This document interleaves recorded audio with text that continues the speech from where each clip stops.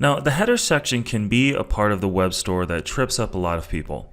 Maybe they're unfamiliar with building out websites or with photo editing and just can't get the photo to look right or get the right size photo. That's totally understandable. Which is why in this tutorial video, we want to review a service called Pixlr. Now, what Pixlr is essentially a more streamlined version of Photoshop. You can do graphic editing, you can do photo editing. There's a free version online, and the subscription rates are pretty low. The best part about it is it does have access to a lot of free stock images. You can use these as placeholders, or if you get good ones, as your main header image in the site. So within this tutorial, we're going to give you a very brief overview of how you can find a header image and then change the size to fit Ricochet. So if you go to Pixlr.com, you'll see this page. We're going to choose Pixlr X, the quick and easy graphic design editor. The reason we're using this rather than the photo editor is because the photo editor navigation bar or toolbar is going to have a lot more options than you're going to need. So we'll stick with Pixlr X, click once, which will then bring you to the home screen. At this point, you could click Open Image if you had an image that you wanted to resize, but we're going to use a stock image from Pixlr in this tutorial. So go ahead and click Create New, and then in the upper right-hand corner, go ahead and give the project a name. Now, what you'll want to set now is the width and the height. And the best practice would be to change the width and the height to the recommended pixel ratio depending which option you're using. So if you're using single image, you'd set it to 1024, viewport image 1920 by 800, or slideshow 1920 by 600.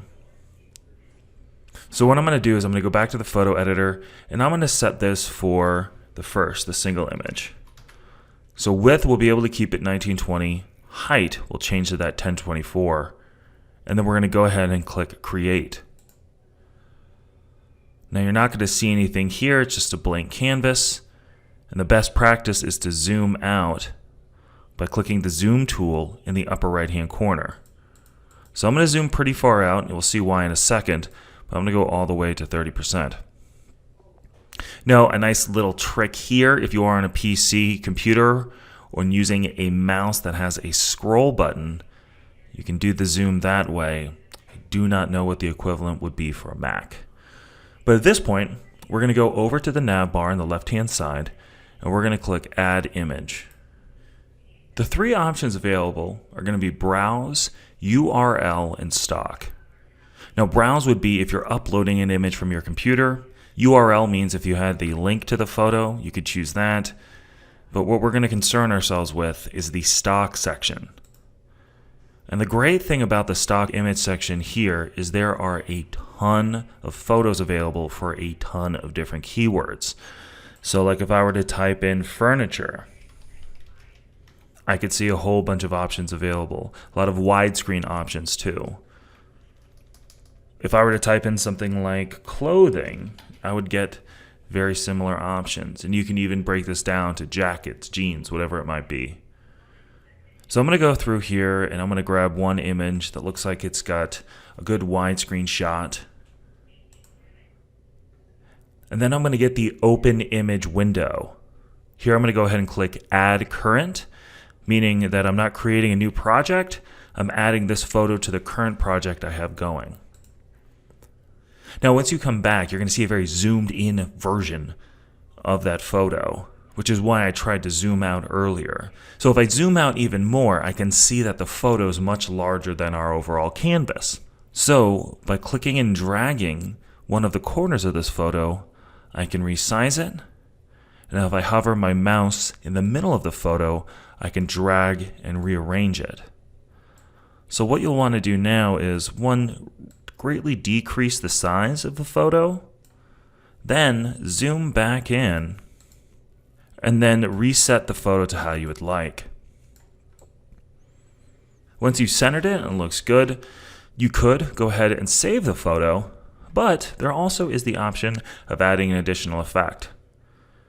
So if I were to go to the effects option in the left-hand navigation bar and click once, making sure that I have selected the photo first, there is going to be some effects available, kind of similar to Instagram. So if you were to click on, let's say, retro and go through here, you can change the color layout and filter of the photos.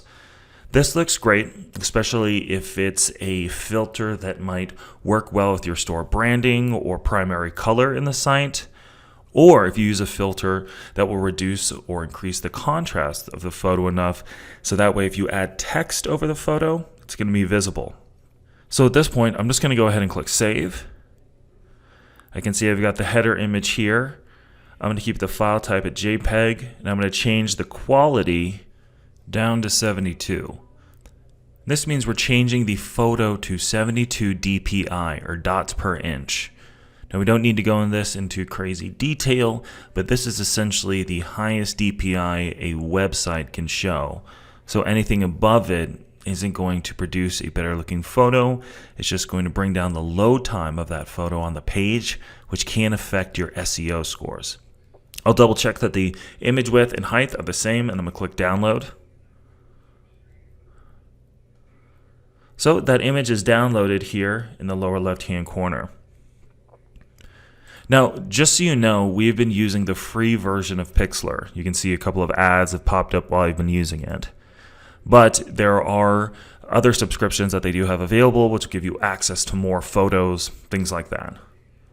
So now if I were to go back to the Ricochet site and go up to the single image, I'm going to click the drop image or click upload, find my header image and click open. And that will have uploaded that header image to the page. So if I view store, I can see that image laid out.